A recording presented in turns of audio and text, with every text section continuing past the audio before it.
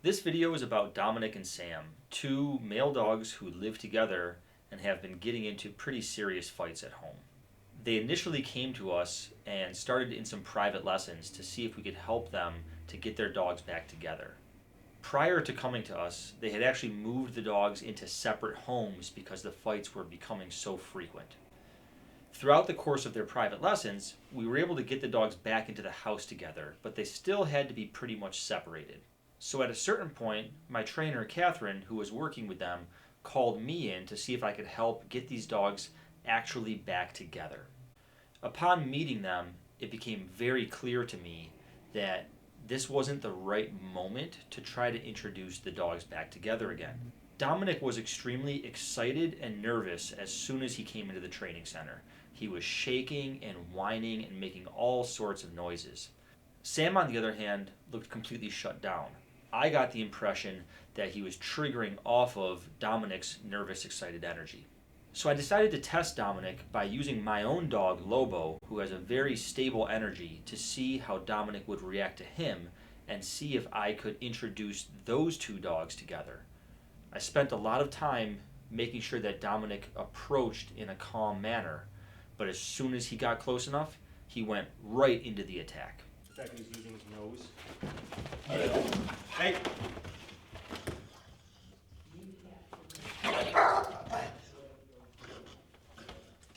At that point, it became clear to me that we couldn't finish this job in private lessons. We needed Dominic to stay with us so we could spend more time on his rehabilitation. I'm not going to be able to fix this today. We really need to get him in board and train. He's like I said, this is as bad as it gets when it comes to dog aggression. Just that level of 0 to 60. It doesn't get worse than that. So we just got back from a little group walk with Dominic and my two dogs, Lobo and Charlie. We didn't have the cameras rolling during the walk. It would have been a little bit too challenging. We really had to keep things going at a fast pace, and he definitely, in the entire beginning of the walk, just wanted to try and get to my dog. I had him on my left side and my two dogs on my right, and he just wanted to get over there. He's muzzled, but he was definitely trying to bite. So I really need to stay focused and keep moving at a good pace. Didn't want to worry about filming for that. First, probably 5 to 10 minutes of the walk were pretty dicey. I just kept him on a short leash and just prevented problems, and he eventually settled in. As the walk continued, he started relaxing. He started actually avoiding eye contact with my two dogs, which was good. And the walk ended really peacefully. He was looking pretty relaxed, so I just wanted to seize this opportunity to have him around them. With them behaving a little bit more loosely, I've been allowing him to be near them. Like, this is really great. This, if you can see, just having my dog walk by without him reacting, compared to the last time he was around Lobo, was awesome, and especially compared to the walk. And he did actually, before we went and grabbed the camera, he actually approached both my dogs individually and was able to sniff them, sniff their butts without snapping, which he could not do that before. So just that little walk, at least with these two guys, you know, that's not to say if I brought in an unknown element, an unknown dog, that he'd be equally as relaxed. But at least with these two guys, he's learning to be able to accept their presence. Not 100% yet, but we're getting there.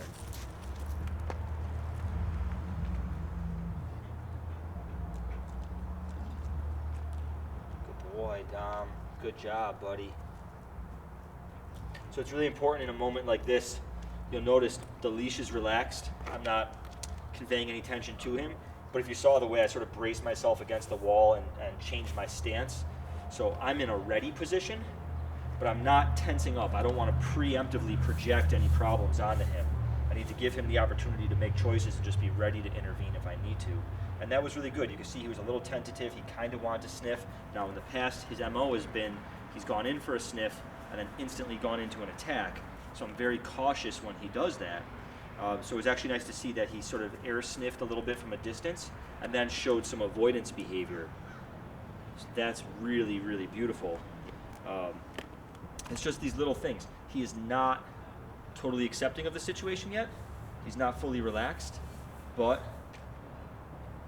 we're definitely moving in the right direction. So now it's a matter of repeating the process and adding different dogs.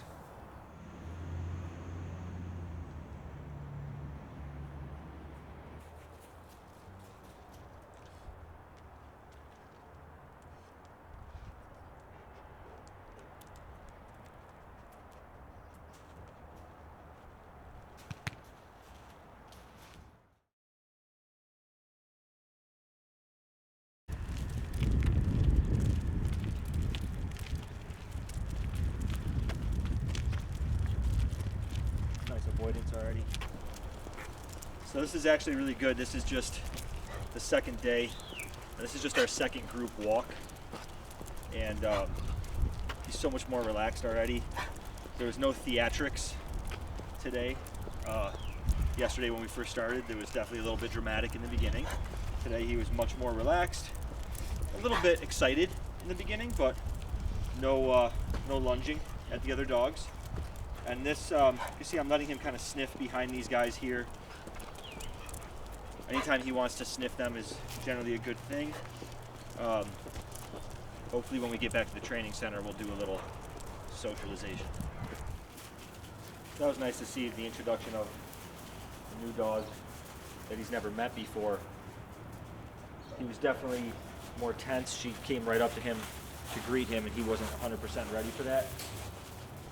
And he got a little bit jumpy, but it was so minimal compared to what he had been doing in the past, compared to his first meeting with Lobo. And then the fact that he was able to go up and sniff her butt and walk away without snapping at her just tells me that we're making really huge progress with him, because he's never met her before, and she came in with some pretty strong energy, and he handled it. Not perfect, but we're on the path.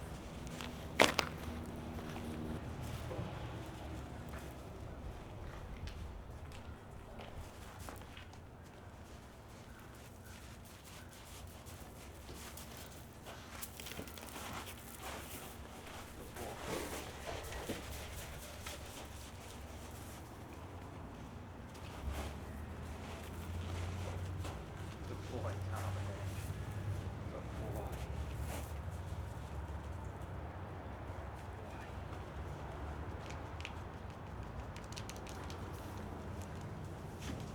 Shh.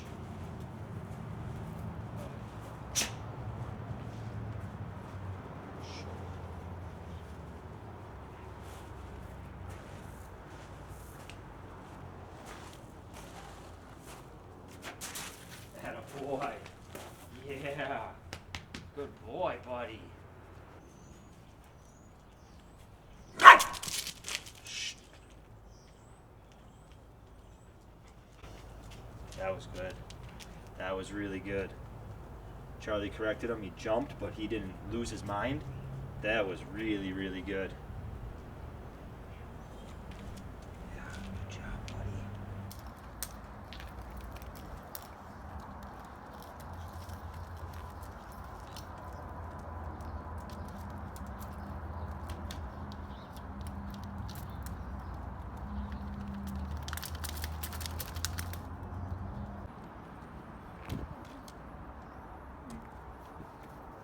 Shh.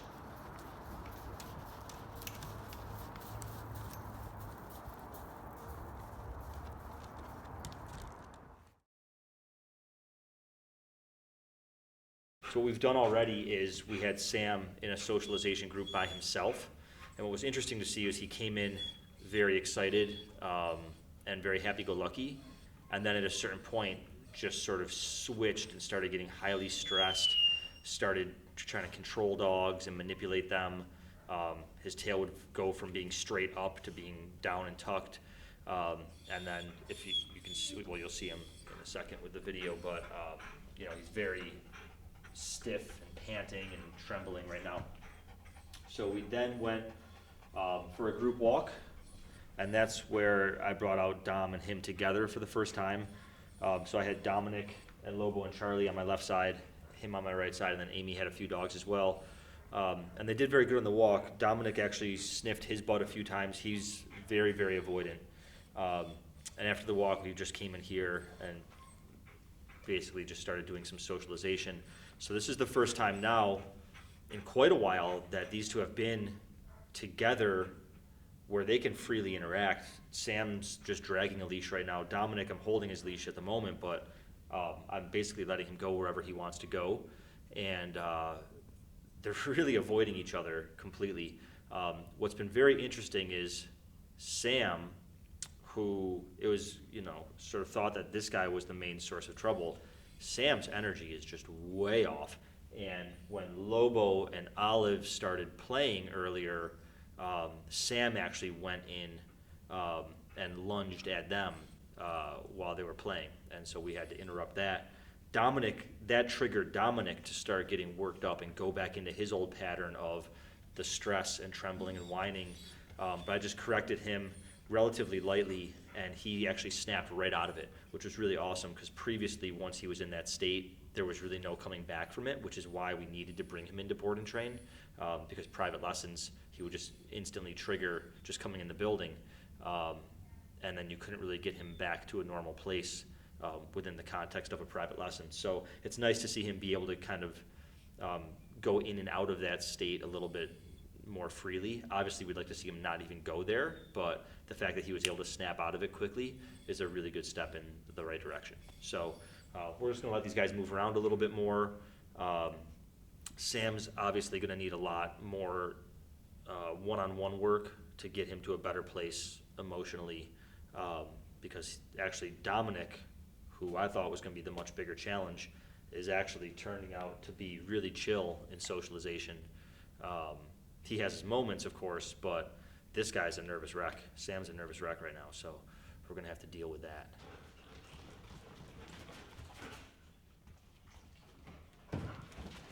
Hey! Something like that for the fights to even start happening. Yeah, other than that boxing glove one. Hey!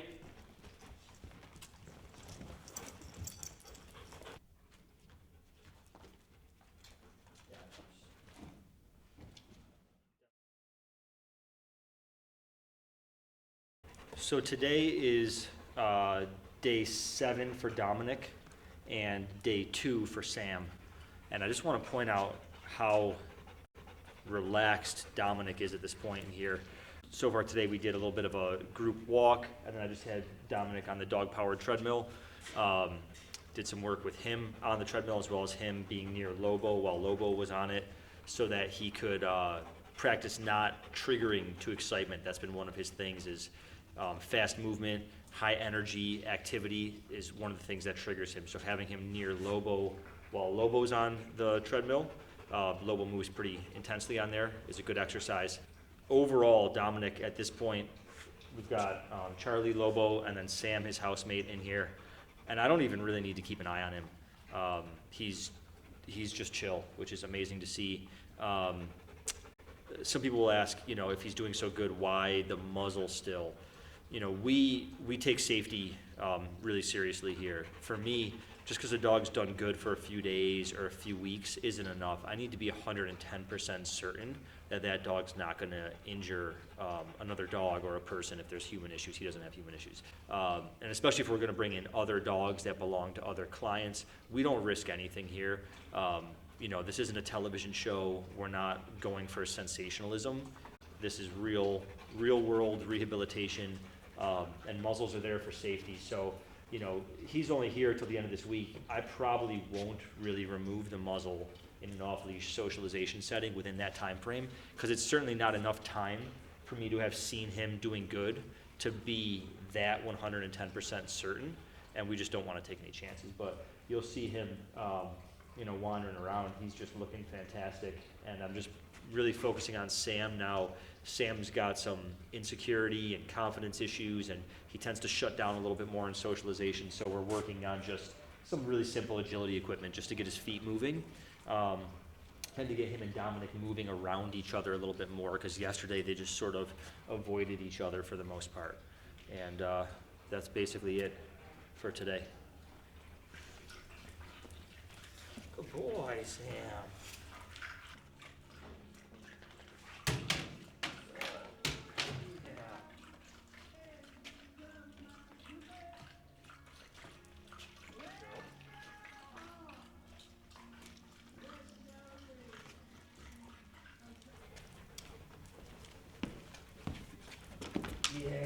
Good boys.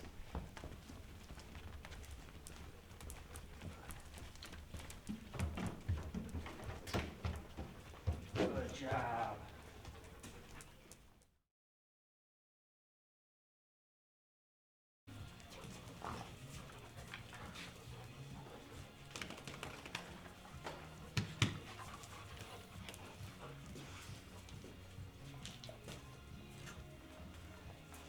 Scout.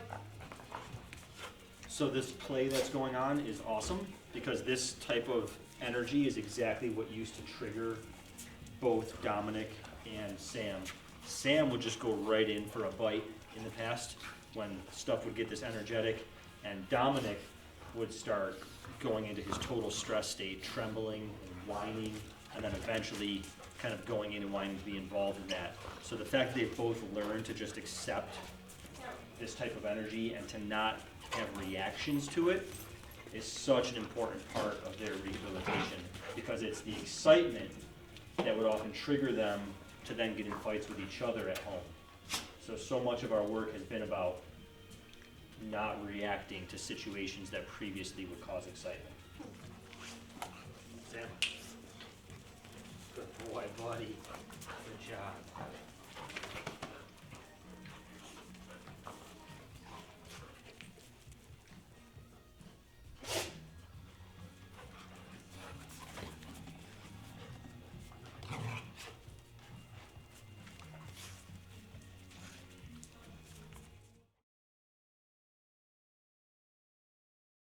So today's actually the last day that we have Dominic and Sam here. And today we also have Kaya, the Rhodesian Ridgeback. She's just here for day training. She comes in once a week or every other week for some day training. And she's a very fearful dog and has some socialization issues because of her fear with both people, but also other dogs. And here she is here. And so it's just awesome when we get dogs like Dominic and Sam here, and they've been with us for a while. At this point, their behavior is so good that I'm actually using them to help work with Kaya. So we just got back from a group walk, and now we're just socializing, and it's just the four of us here. So I have Lobo and Dominic and Sam, and Kaya's over there.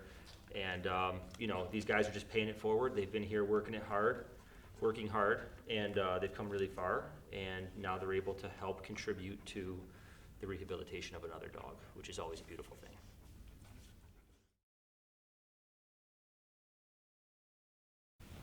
You know, the big thing is you guys have started with your obedience. That's all good, but I don't want you to become over dependent on that. I think the key is making sure that you are who your dogs need you to be. You know what I mean? Mm-hmm. You know, they need to see you as in control, as